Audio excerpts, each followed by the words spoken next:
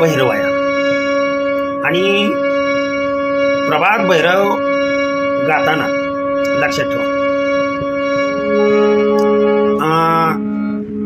म हा ह्याचा वादी स्वर आहे आणि सा हा संवादी.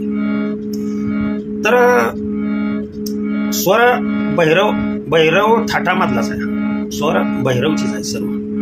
फक्त इथं त्याची संगती कशी आहे ती पहा. इथं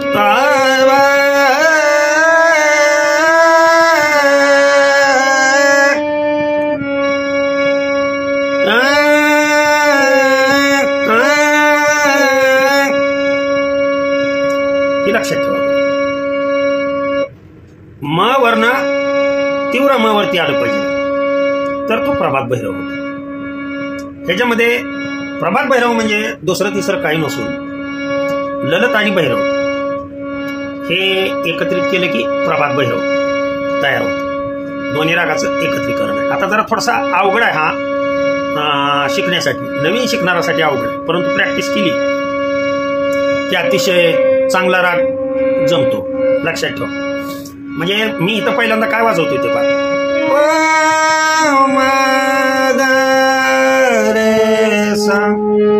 प मा ग रे सा, प मा ग रे सा हे वाजवतोय, परंतु कसं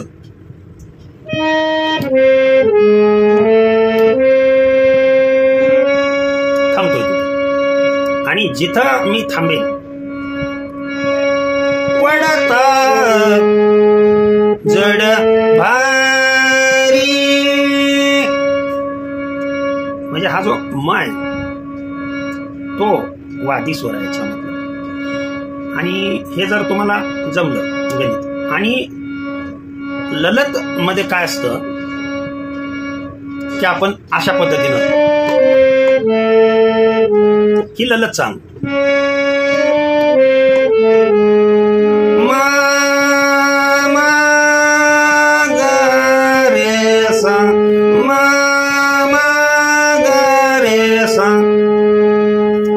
परंतु आरोहमामध्ये तीव्र म कधी घ्यायचं नाही, ही महत्वाची गोष्ट. मी काय करतोय पहा. प म ग, आता इथं ग कोमल आहे, रे कोमल आहे आणि सा, आणि पुन्हा काय करतोय सा रे ग म, म्हणजे धरतोय मी प वर्ण, म वर्ण येतोय आणि थांबतोय म वरती. पडता जड भारी,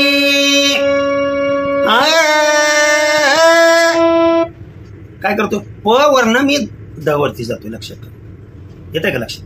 आता इथं ध कोमल मध्ये येतो, नी पुढचा.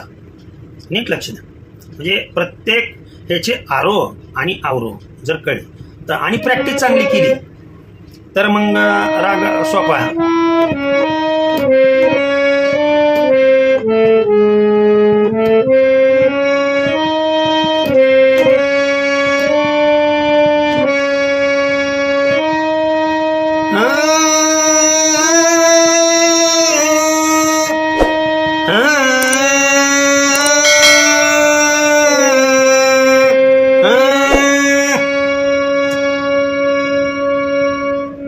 इथं तबला नाही किंवा पकवाज नाही, टाळ फक्त आहे. आलं लक्षात.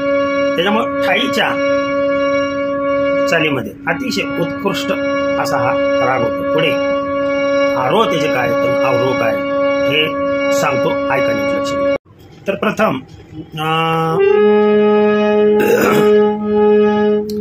भैरव थाट काय तो पहा. पहिल्यांदा असा आहे सा सा रे कोमल आहे, सा रे ग शुद्ध आहे, म प धा कोमल आहे, नी हा शुद्ध आहे. लक्षात ठेवा. आणि तेच उलट सा नी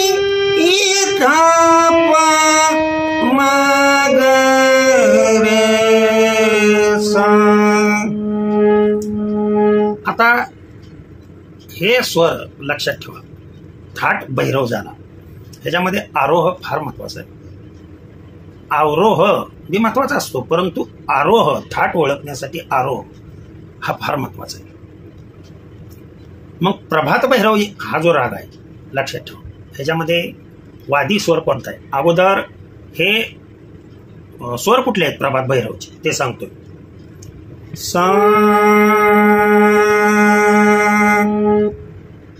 जेवढ्या वेळ तुम्ही सा म्हणताय तेवढ्याच वेळामध्ये पुढचा हे बघा, सा रे ग म असं आहे.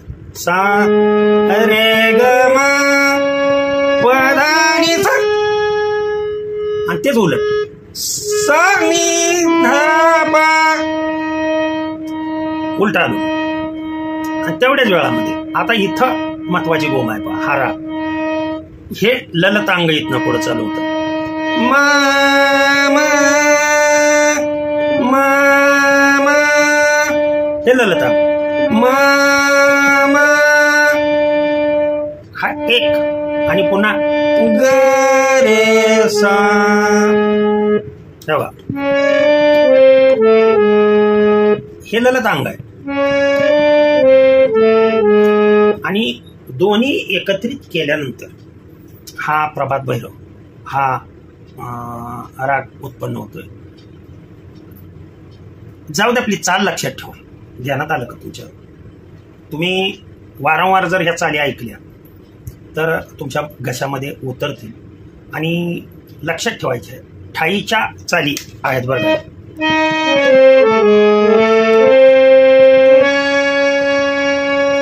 पडता जड भारी, पडता जड भारी. कुठं आला तुम्ही? म वर थांबला. लक्षात आलं का तुमच्या? इथं पडता जड भारी,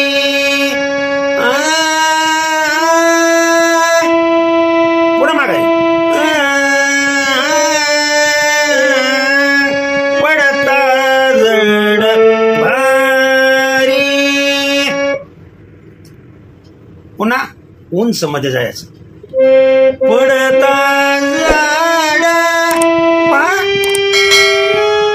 हे भैरवांग आलं. लक्षात आलं तुमचे? म्हणजे ललत प्लस भैरव म्हणजे प्रभात भैरव. प्रयत्न करा. माझ्या मी परीनं चांगल्या पद्धतीनं समजून देण्याचा प्रयत्न केला. ओके. रामकृष्ण हरी. विठ्ठल केशव. कुंडलिक वरदा हरी विठ्ठल. श्री ज्ञानदेव तुकाराम. विठ्ठल विठ्ठल विठ्ठल.